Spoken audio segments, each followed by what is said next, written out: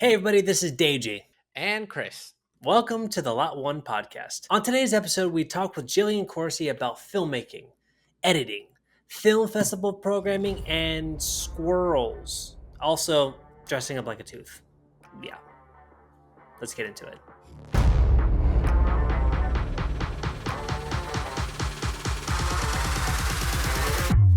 Hey everybody, and welcome to the Lot1 Podcast. We are here today with Jillian Corsie, who is a film festival programmer and a filmmaker and an editor. Hello, welcome to the show. Thanks for having me. So for the people who don't know who you are, do you mind just kind of giving us that backstory? I think I was born a filmmaker when my dad gave me my first VHS camera, and I started making like SNL spoofs. And then later, Britney Spears music video spoofs with my friends in high school. I was really cool. And then went to film school in college and knew I wanted to move to New York and got my first job in a boutique post-production house because I knew I loved editing. Britney Spears really taught me how. And then moved up to assistant editor, accidentally made a feature documentary, moved to LA, made another one, worked as an AE for a while, and then started working in advertising agencies and making stuff on the side. And that's still what I do. I edit commercials, I edit feature documentaries, and then I make films in my spare time and also program the Salute Your Film Festival and the Slamdance Film Festival. Simple.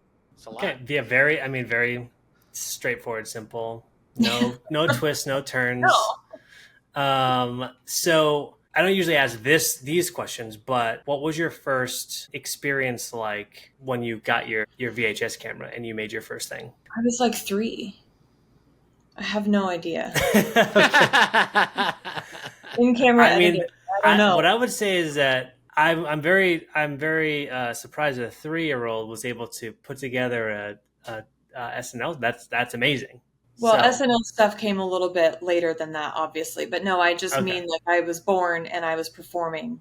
And got it. Okay. Yeah. When I got my hands on a camera, I made my sisters act, and I would watch entire movies and press pause and write it out. Like I wrote the entire script for Beauty and the Beast with VHS on paper and then took it to the computer and typed it up and like printed out the entire script, lyrics and all, and forced my sisters to act in it. Wow. It was chill. Yeah. Are you the oldest? Uh-huh. Yeah. How could you tell? Well, the funny thing is I did almost similar thing where I forced my cousins, because I'm an only child, I forced my cousins to do it and act and everything, and they were a lot younger. I was probably like 9, and they were like between like 7 and 3. So they didn't really know what was going on. They just knew that we were supposed to be having fun. You know, let's bring it up a little bit, maybe fast forward a few years. So you decided that you wanted to be in New York. And so what was your first editing job? I had done an internship with MTV. That was my first experience in New York, and I fell in love with the city. And then I went back and finished my last 2 years of college and then decided I wanted to move to New York after that. So I went back. I did the same internship in the same department at MTV, was kind of led to believe that I was going to have an associate producer job there, which didn't happen. And so I temped working jobs. And then I got my first actual job as a receptionist through the temp agency at a boutique post house, which is exactly where I wanted to be. So it kind of worked out. Yeah, I guess that's technically my first professional job in editorial, but I was answering phones. For the audience members who don't know, what does a boutique post house, specifically the boutique, what does that mean? Well, I think, so I came up in the commercial world. So I was working at a post house. They probably had 25 people there. So very, very small, with maybe 4 or 5 total editors. And I guess boutique is just a term that's used for these smaller sort of high end, bigger budget job post houses. So that's where I cut my teeth. When did you start to decide that you wanted to move to the next sort of phase? Because you became an AE for an advertising agency, you said, right? For the post house, yeah. So I moved to New York. I was 22. I didn't know what I was doing. I had like some savings. I was working in a restaurant making $3.75 an hour. After my free internship I was doing during the day. It was very glamorous. I had to do my dishes in the bathtub because we didn't have a kitchen. Oh, geez. Nice. Yeah, I've seen some stuff. Wow. Yeah, I was also temping, just trying to make any money that I could, and like interviewing for restaurants because I had worked in restaurants in college. And I knew that I wanted to work in post-production, partially because I loved editing from my experience just in film school and when I was in high school cutting fun videos for class projects. But also because when I was an intern at VH1, I was working in like the on-air promo department, which meant that we got to take clips from music videos and MTV shows and take them over to the post places. And these post houses were cool. It seemed very relaxed. The rooms were very swanky. There were free M&Ms everywhere. They brought you margaritas. I was like, this is great. I want to do this. And so when I just happened to get the right temp job and happened upon a receptionist position at one of those places, I was like, this is it. And I knew I wanted to be an AE. In order to do that, you have to do reception, and then you have to be a vault manager, which means you manage all the media that comes and goes into the company. And then I started assistant editing very slowly while I was there. And then it was really, I was assisting, and I wanted to prove to my boss that I could start editing some things, or maybe I could edit like some small projects or something. And so that's when I took my crappy DV camera, didn't know how to white balance, and ended up in Union Square interviewing people, and then accidentally made a feature documentary, which sort of changed the course of my career. By the way, looking back, I definitely was not ready to start editing things at that age. I was like 24, and I thought I knew more than I did, which is just typical of all of us when we're that young. So I worked there for 3.5 years. It's still one of my favorite jobs I've ever had. Those small companies, you feel like family, and I learned so much from those editors I assisted, and I miss it a lot. I miss New York a lot, but I'm ultimately happier and definitely healthier being in LA. Why are you definitely healthier? Because in New York, the only thing there is to do is to like go to bars. In the summer, it's too hot. So what do? You have to go indoors. Where do you go? Your apartment's too small. You can't have people over. And then in the winter, it gets dark at 4 p.m. What do? You can't have people over. Your apartment's too small. So you end up like out at some bar. All of a sudden it's 3 a.m. You've eaten junk food and you've had too much to drink. And I felt like my body was maybe going to give out by the time I was 5. And I was like, I got to get out of here, That's great. I love that. How did you get into programming? Well, so I made my first film, Trickster, which was my first feature. I submitted it to a couple film festivals. I didn't know anything about film festivals at the time. And then a few years later, I made a short doc that I submitted to more festivals, got into many more than I did, but I didn't know what would happen once I hit submit. You pay $40 or whatever, and then 6 months later you get a rejection or maybe an acceptance if you're lucky.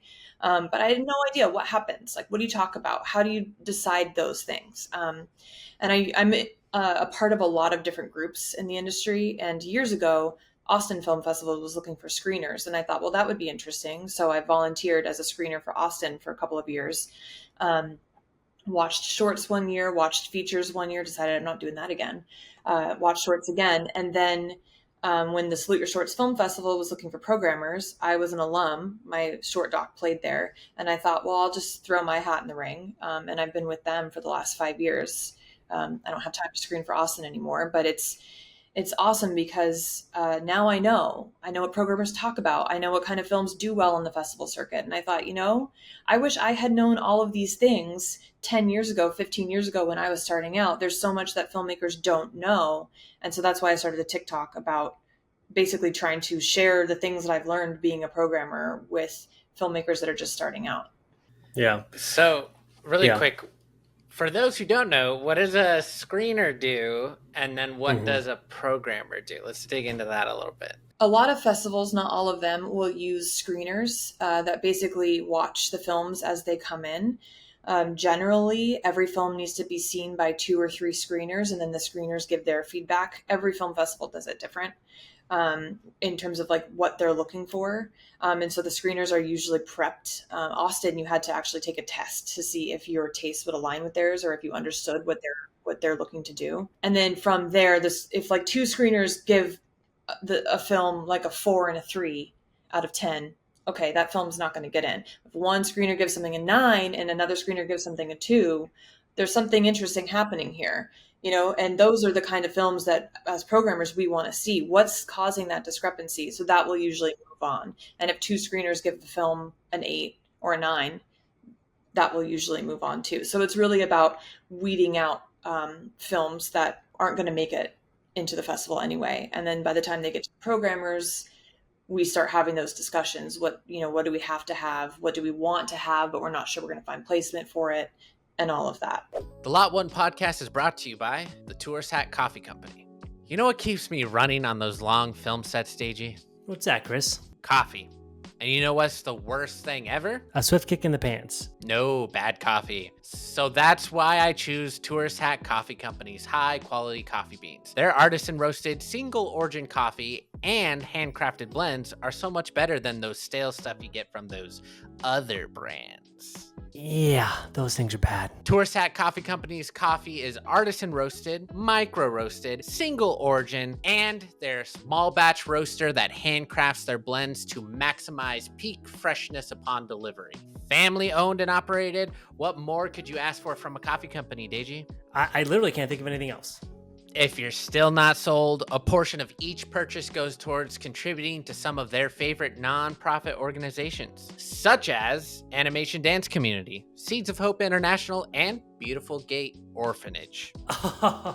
These guys are good. Make Tourist Hat Coffee Company your new go-to quality coffee choice with our exclusive offer for you, the Lot1 Podcast listener. Oh, listen up, guys. First-time customers can use the code LOT1BOGO at checkout to receive 1 free bag of coffee when you buy 2. That's right, Deji, buy 2, get 1 free. Whoa. So head on over to touristhatcoffeecompany.com and use promo code LOT1BOGO at checkout. Again, that is LOT1 BOGO at checkout. Whether you work in the film industry or not and want a delicious cup of coffee, this is the perfect time to stock up on your favorite blends of coffee or try something new. I know I'll be brewing Tourist Hat on my sets moving forward, Deji. Again, that's promo code LOT1 BOGO, LOT1 BOGO at checkout to claim your buy 2, get 1 free. Terms and conditions apply. Tourist Hat, coffee that fuels your adventure.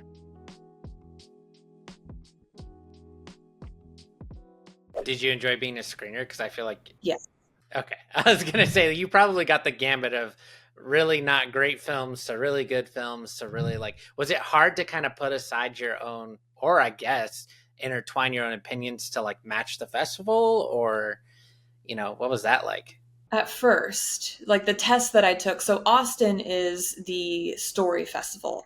Everything they program will have a very clear story arc. So you can watch a film that you might love, but if it doesn't have a beginning, a middle, and end, it's not going to get into the festival, even if it's a great film.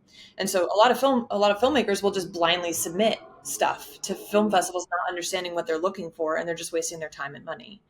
But yes, screening. I think every filmmaker should volunteer to be a screener for a festival for at least a year or 2 years, because the way that you get better is you consume stuff and you start to sharpen your skills, and you start to see 2 years ago, we had 2 different documentaries about squirrels submitted. You start to see these really strange patterns come through. And you're like, this is interesting. There's something in the zeitgeist where people are making documentaries about squirrels. And we programmed one of them, and it won our Audience Choice Award. Wow. What? Okay. And I'm telling you, it's not just the political stuff that we're seeing. It's not just unrest in the streets that people are making films about. Of course, in 2020, we saw a lot of quarantine films. We saw a lot of BLM films. We saw a lot of Me Too films, So we're seeing that, but it's also the random stuff that comes through, and you're like, wow, multiple people are making films about zombie teddy bears, huh? I made that up. Where did they say, hey, that's a trend, I'm going to make that? Yeah. Right. How does a filmmaker who's submitting, other than the obvious, hey, I'm going to go to, if the film festival has a website or whatever, but how do you know as a filmmaker, I should be submitting my film to this festival and not this film festival? Find films. If you're a short filmmaker, find a short film that is similar to your film and look at the festivals where they played, because that means that festival probably likes the kind of film that you're making. Similarly, if you have a festival that you really like, go to that festival's website and figure out what films played there and go watch those films. Because then you're going to start to understand like what festivals program what. And also just like showing up and going to festivals, even if you don't have a film, just go to a film festival, buy a ticket, it's like $20, watch the Q&A, go introduce yourself to the director. Now you know their work. Now you're following them on Instagram. They're in the scene, you're in the scene, and that's how it starts. I cannot express to you how much further I think I would be in my career if I had gone to festivals and shown up earlier. Because when we think about networking, I think it can sound really scary, especially for people like me that are introverts, and it's a little uncomfy. But it's always the people you know. And it's not the people that are like running the studios. It's best to network across, not up. So it's the friend, it's the person that you're going to meet in the bathroom, or like the person that you were standing next to at the, like in the bar line, like hanging out with, that, you know, all of a sudden they're on your next film, or they know they can get you in touch with the actor that you want, or, you know, you just never know what's going to happen. And man, showing up makes a difference, and seeing work and supporting other filmmakers makes a huge difference. I've gotten a lot of guests talk about, like, obviously network's so important, and they always say network, but I've never heard someone say, you know, do the, you know, not just the vertical, do the linear, which is so true. So true. I mean, I already kind of do that when I'm like on other people's film sets, and I'll even talk to the PAs and be like, see what their backstory is, find out that stuff. But I haven't been to a film festival in a hot second. But You probably go. I probably should. Yeah. Me and Deji talk about it quite often. So past that, okay, so you were a screener. Now you've turned into a programmer. What does a programmer do? So we watch the films that come to us. I mean, again, it depends. Slamdance has a completely different way of programming than Salute Your Shorts. So with Salute Your Shorts, we watch the films that we get. We have a head programmer that assigns us films based on like what we like. Like I tend to be, because I have a background in documentary, I tend to watch almost all of the docs that come through, and then give the list of these are my like top 20 favorite docs so far that we've seen, and then we get together and talk about it. And then we have we do this for months leading up to the festival, and then we have our big weekend where we get together and we program. And by that time we already have like a working spreadsheet of like, here's our 300 films out of 1200 that the program is in these 300 somehow, but we can only take 50. So how do we, in like our 8 blocks, have a comedy, a drama, a doc, an animation, maybe a experimental or a genre film? We like to vary it up, but we also want to create an emotional arc within those blocks, so that we're not putting a comedy right after a really heavy hitting drama and like ruining that drama or ruining that comedy. You know, we think about what it feels like, because we're filmmakers. We think about what it feels like to be a filmmaker sitting in a block. First of all, being paired next to a bad film, which I think we've all had that experience. As a programmer, I don't want to play any bad films. And as a filmmaker, I don't like it when I feel like my film is playing in a block and one of those films in the block, or maybe the film right before mine, was so bad that I'm like, is this what people are going to think of my film? You know? So when people get rejected, they just think, oh, my film's not good. And it's like, that's probably not it. It's probably that we had you on the board, but your comedy was 4 minutes too long, and so we had to take the 8-minute comedy because it's fit into that slot a little better. You know, it's just all so varied, and it varies every year. There's no answer. And so when I see filmmakers like getting upset about rejections, I understand the rejection process so much more now. It doesn't mean it doesn't still sting, but I get it. And now when I get rejected, I write the programmers a thank you. Like, hey, I know this is hard. Like, thanks for watching, you know? Because this is a volunteer job. This is not, we don't get paid to do this. It's just like hundreds and hundreds of hours of volunteer work because we love it. So you have like, from how long from the submissions, like the beginning of it, to the actual festival? How long is that process? It depends. So with Salute Your Shorts, I think we opened for submissions last year in late November or something. And then I think it was like in June we locked our programming and we start meeting pretty regularly in January. We start watching as soon as they start coming in. But Slamdance is different. Like Slamdance opens, I think, in May, and they close in, I think, October. So we're in go time right now for Slamdance. And the way that Slamdance programming works is different. There are no screeners. We're the screeners. So the only people that can program for Slamdance are people that have had films in Slamdance. And so you're all a programmer, but you have to watch a certain amount in order to get to deliberations. And by that time, it's like if 2 programmers rated this film an 8 or above, it's going to go to deliberations. But if 1 programmer rated it an 8 and 1 gave it a 1, interesting. So we bring in a third, and depending on where they put it, it may or may not make it to deliberations. But with Slamdance, it's a completely democratic process. You watch the films together that make it to the end, and then you vote. You literally sit on a Zoom like this and you raise your hand. Who wants this film? Yes or no? And you have about 20, depending on the length, slots out of roughly 5,000 films for the short narrative category, which is why it was a Christmas miracle that my film played there. Yeah. So why are longer films harder to program than shorter ones? Think about it like this. If you have let's say you have a 20-minute drama. Yeah. As a programmer, I have to like your 20-minute drama that much more than 4 or 5-minute films. I can invite 4 filmmakers with 4 films, or I can invite your 1 film, like this 1 filmmaker. So I have to like that 1 film better than like the combination of those 4 films. It's so much easier to slot in a 5-minute film than a 20-minute film. That being said, we programmed a 38-minute documentary at our festival this year for Salute Your Shorts because we loved it that much. They earned every moment of it, and everybody was weeping at the end. Some long films are awesome. It doesn't mean that a long film is bad and it won't get in. It does mean your chances are less. It means you have to really earn all those extra minutes, because as a programmer, the number one thing I say in programming meetings are, I really liked that film. I wish it was 4 minutes shorter. So like every beat, like don't repeat beats. Like if you can get out, like make the film as long as it needs to be, but as short as possible. Do you think that when like a filmmaker is writing or, coming up with that idea and making that film, should they be considering that time slot? Like that the programmers are going to not be able to program their film if it's like too long, so it'd have to compete with like multiple. Yeah, I think the short doc that I made a few years ago was 18 minutes. And if I had known what I know now, I would have gone back and figured out a way to make it 15. It would have made it that much easier. I have a friend whose short documentary was shortlisted for an Oscar. It got into 2 film festivals total. It was 40 minutes long.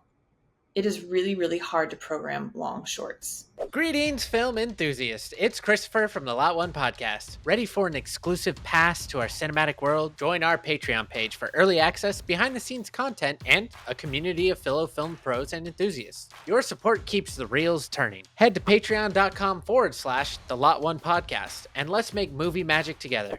Thanks for being a part of the Lot1 Podcast family. Speaking on that, if you had advice to give, which I'm sure you do, what's and I know it depends on the festival, but like what are some of the like biggest pieces of advice you could give a filmmaker on submitting to festival, of like how to approach it? If I'm gonna make a film or short, whatever it is, documentary, and I'm saying, all right, I want it to go to festivals, what are like the top 5, like I need to hit this? Like what's the best advice you could give for that?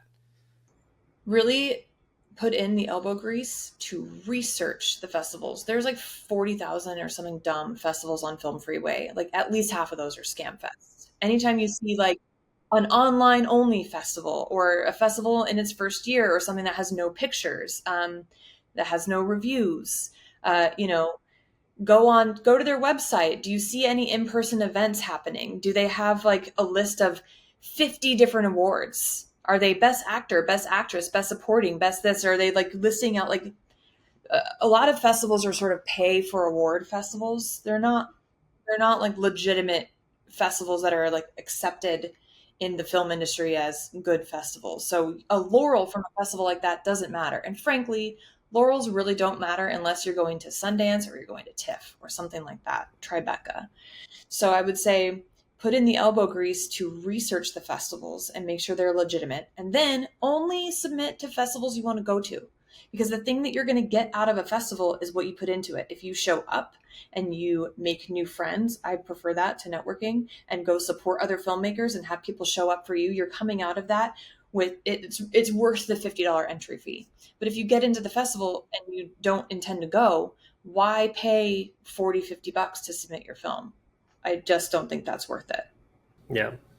And make your film as short as possible. Make it as short as possible. As long as it needs to be. Yeah. But as short as possible. Yeah, you don't want to hurt the story.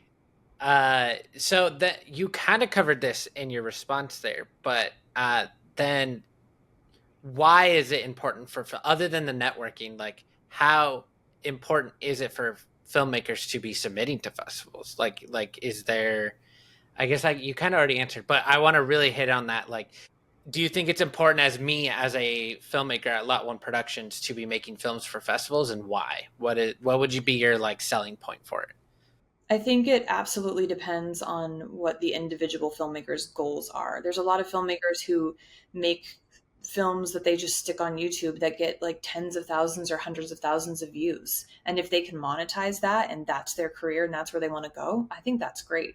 And a lot of times a YouTube film that does really well, that gets a ton of views, won't do well in a festival. And some films that do great in a festival, you stick them on YouTube and they get like 10 views and it's depressing, you know? So it's all about the goal. If your goal is to meet people in the industry and like make new friends and find your collaborators and like all of that, then I think going to festivals are really important. And I know that for me, I just spent last year on the festival circuit, going to every festival that I got into. And I really feel like it just really changed my career. It changed my, my network. Absolutely. I mean, I had breakfast this morning with someone who's going to come and write on my new film. How did I meet her? She's a Nickel Fellow, the festival circuit.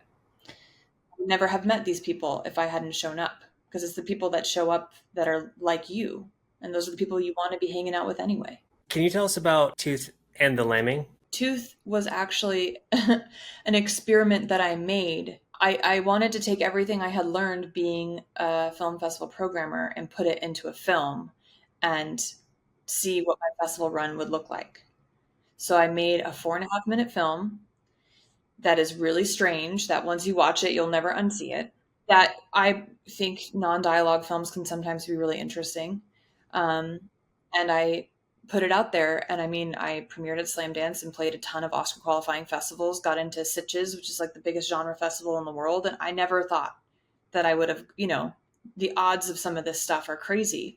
But I used what I learned as a programmer. And I was like, I'm going to make a film festival film and just see if it works. And it did. And showing up, going to Austin and going to Slamdance, and now I'm programming for Slamdance and hanging out with those people, that's the stuff that I feel like really shifted my career.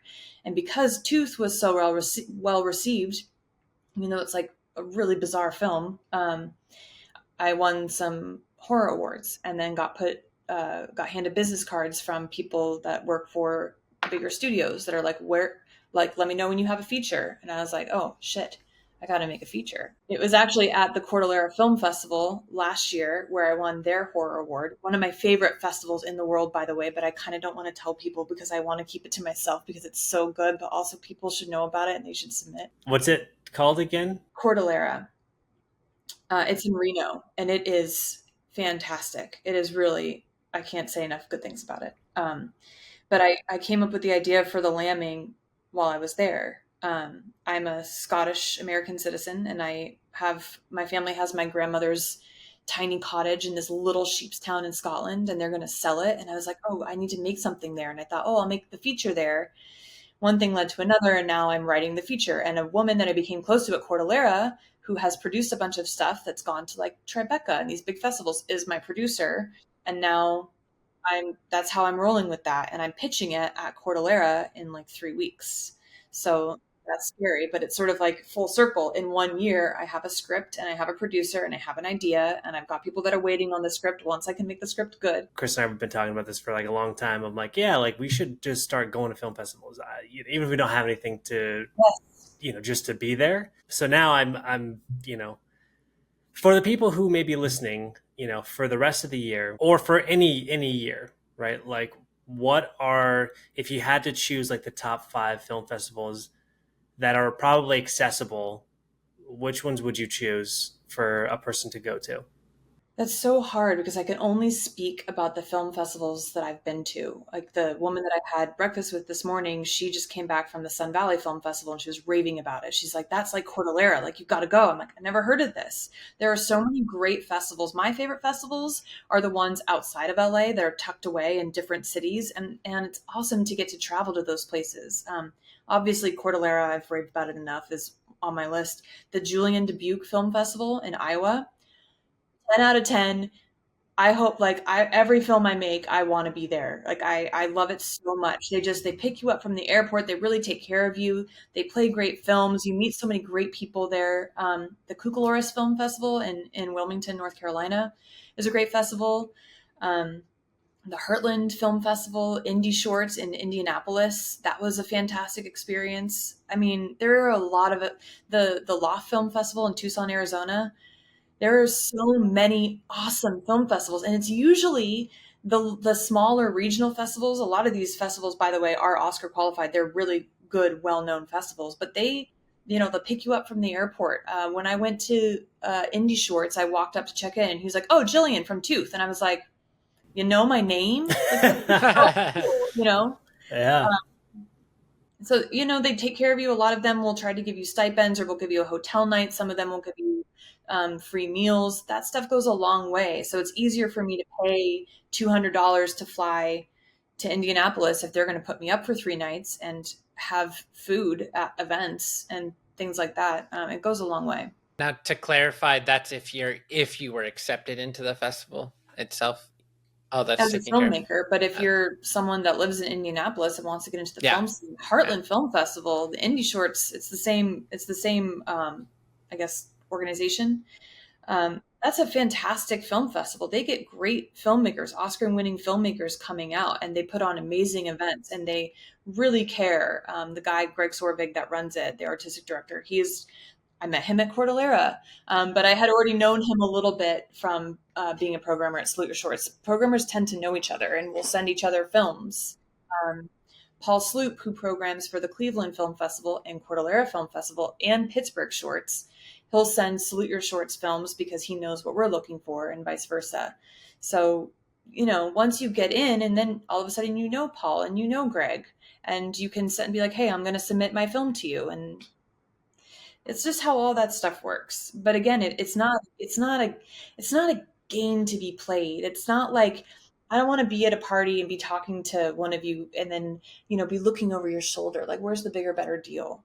It's cool when you get to go and just hang out with people that are, for me, the last year making horror films. Now I have all these like really cool horror filmmakers. We were at every festival together.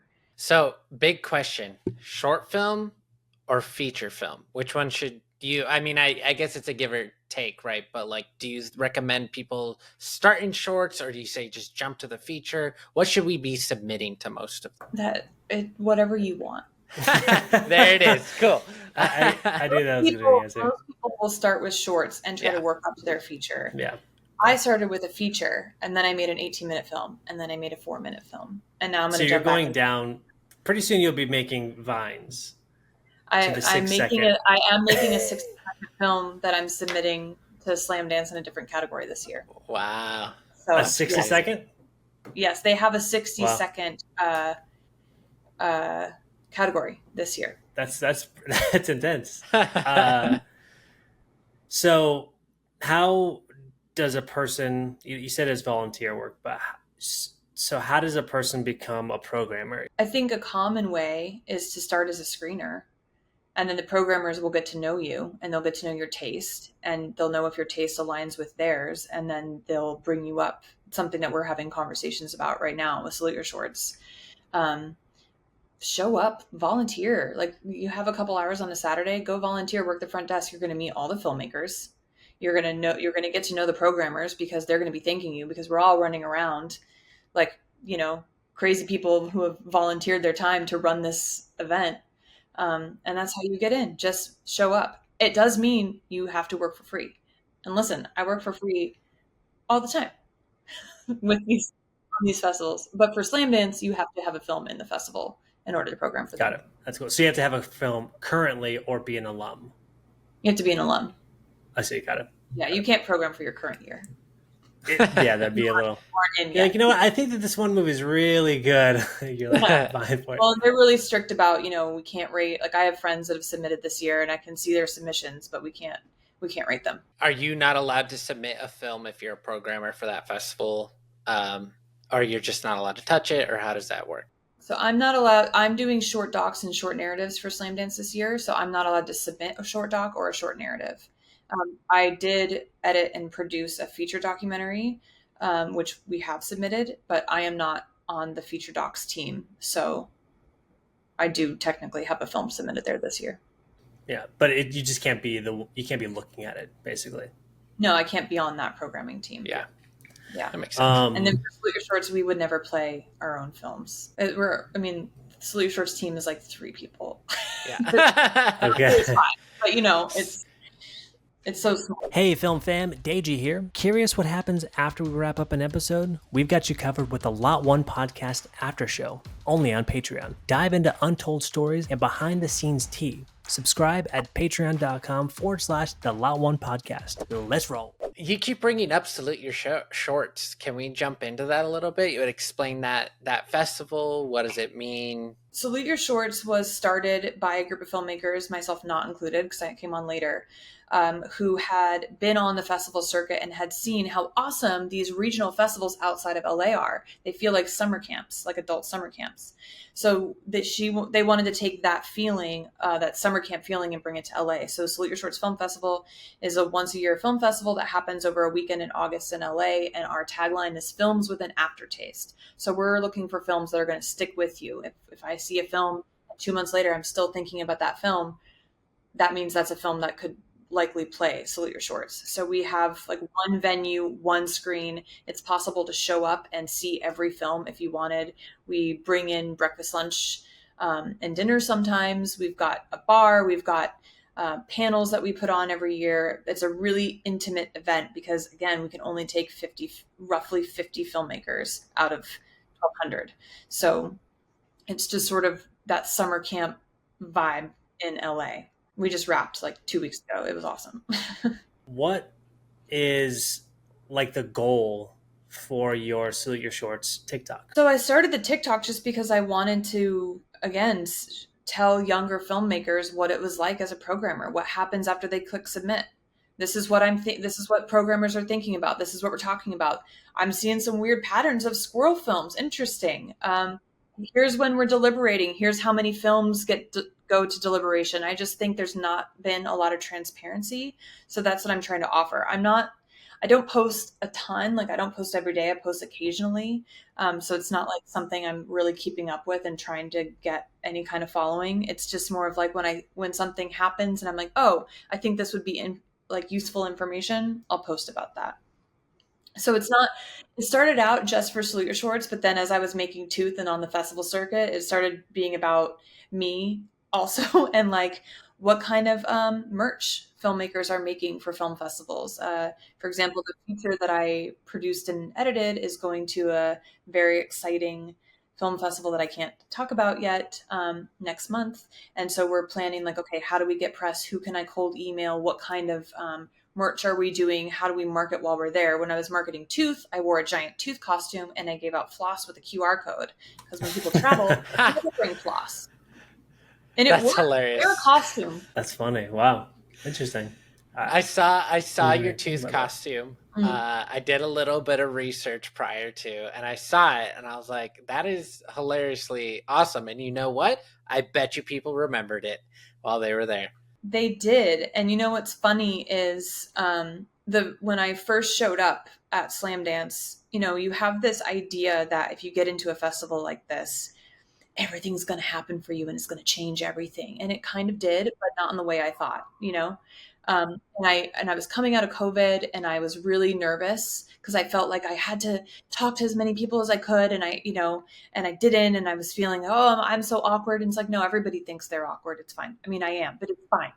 And then I show up with a tooth costume on. It's just going to make it even worse. But I have to say, if you can in any way incorporate a costume alongside the film that you made, do it, because people want to know, why are you dressed like that?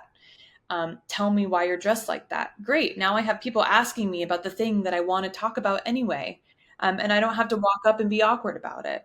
So yeah, it's a great way to be remembered, but it also really helped me as an introvert, like step outside myself. And now I feel like I can go to any event and be like, it's whatever. I'm just talking to people. We're all just trying to talk to people, you know? But when I was starting out, I was real nervous about that. Yeah. Do you actually mind kind of going into that? Because I sometimes feel for myself too, I would say I'm like 50%, 51% introvert, and maybe 49% extrovert on good days. What is your sort of process to sort of get over that?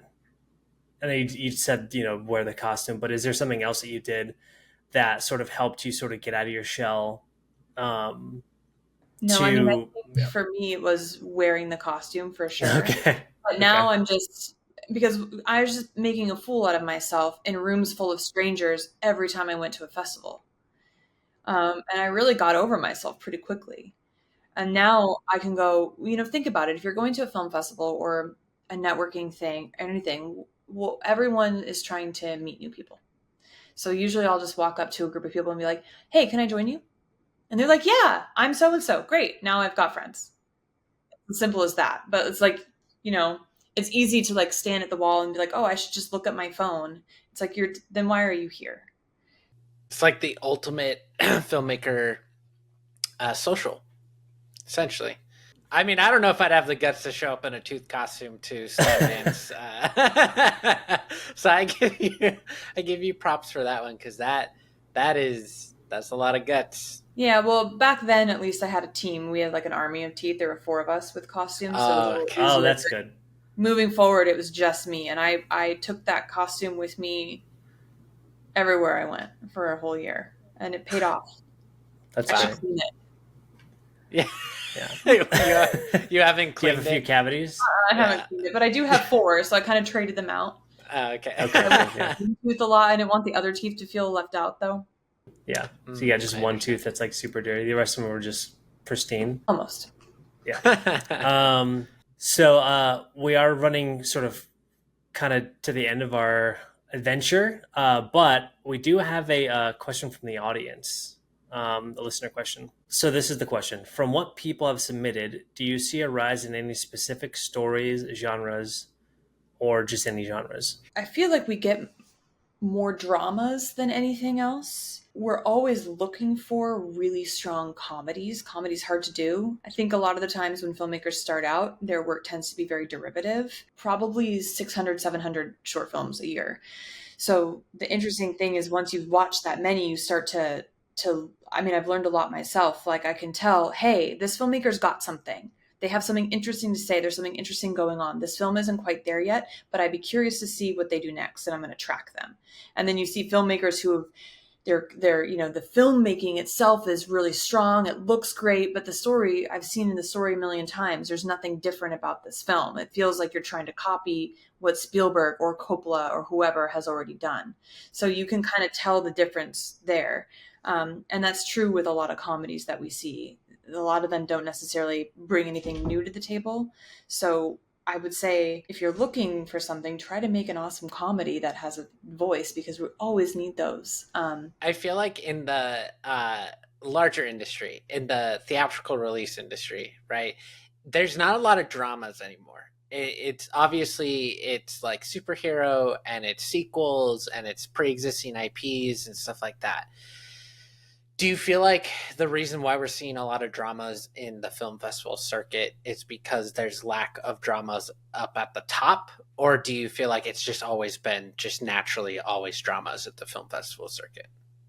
I think a lot of filmmakers that are just starting out tend to want to make something drama because they have every film we make, speaking from my own experience, every film I make has always been about working something out myself. Like I've made 2 really heavy films.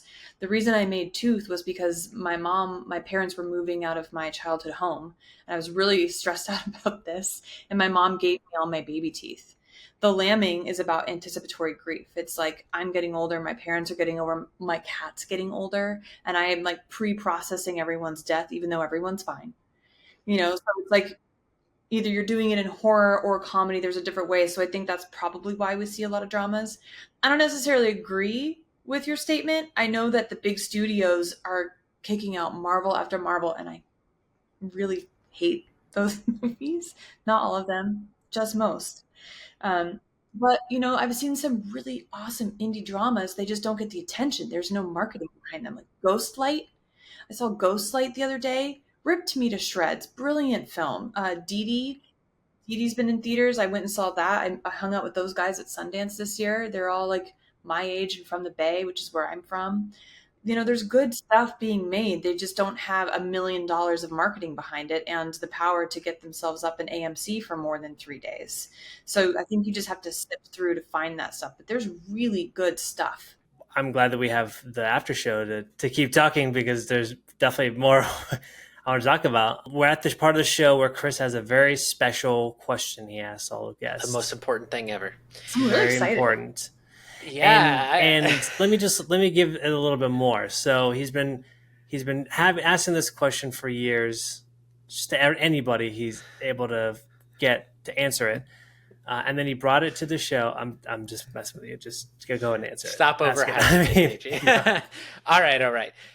If you had one piece of advice to give a listener, just one quick sentence, anything, what would that one piece of advice be in terms of like filmmaking, festival runs, either of those, your experience? What would that one piece of advice be? Show up. Like, show up for yourself, show up for other filmmakers. If you make a film and you submit it to festivals but you don't go, you might as well not have made a film, because filmmaking is collaborative and what you get out of it is collaborative as well. So you have to show up, and it can be really uncomfortable, but you have to put yourself out there. You don't have to wear a costume, but it helps. You can wear a metaphorical costume. Yeah. If it helps you. Be a character. Just go as a character if you have that ability. I don't, but some people might. All right. Well, thank you so much for being on the show. Where can people connect with you and find you? Sure. My Instagram is J Corsie. It's my last name. And then my TikTok is Salute Your Shorts. But beware, I'm just like in my room, in my jammies, talking about film things. It's not dissimilar to what we're doing right now. I mean, this is more of the same. I mean, this is great. Yeah. So they should expect more greatness. We'll see. Okay. All right. Thanks so much, Jillian. Thank you so much. Bye. Bye. Hey, that's a wrap for today's Lot1 podcast. Huge thanks to our sponsor, Tourist Hat Coffee Company. Remember to use the discount code Lot1BOGO for your exclusive buy two get one free deal. That's a lot of coffee right there. Again, discount code is Lot1BOGO, LOT1 BOGO at checkout for your exclusive deal. Thanks for tuning in. If you enjoyed that episode, subscribe on Apple Podcasts, Spotify, or wherever you listen to your podcasts, and leave a review and share it with your best friend, Shark, because it really helps others find us. Big shout out to our producer, Mina Vazarian, and our editor, Carlos Luna. Those are the OGs right there. If you're not part of our exclusive Patreon community yet, I said yet, yeah, exactly. Head on over to patreon.com/the Lot1 Podcast for early access, bonus content like the after show, and more. Also, I want to give a quick shout out to our incredible Patreon supporters. Your backing keeps the Lot1 Podcast lights on. Connect with us on Instagram and TikTok at the Lot1 Podcast. The LOT1 Podcast for behind the scenes content and updates. We're now accepting listener mail. So if you got any questions for us or our guests, drop us a line. Also, if you're interested in finding out more about Lot1 Productions and all we've got going on, like maybe some shows that are about to drop soon, check us out at lot1productions.com. Until next time, keep those creative fires burning, dream big, and remember, the filmmaking journey is a ride worth taking. See you next time.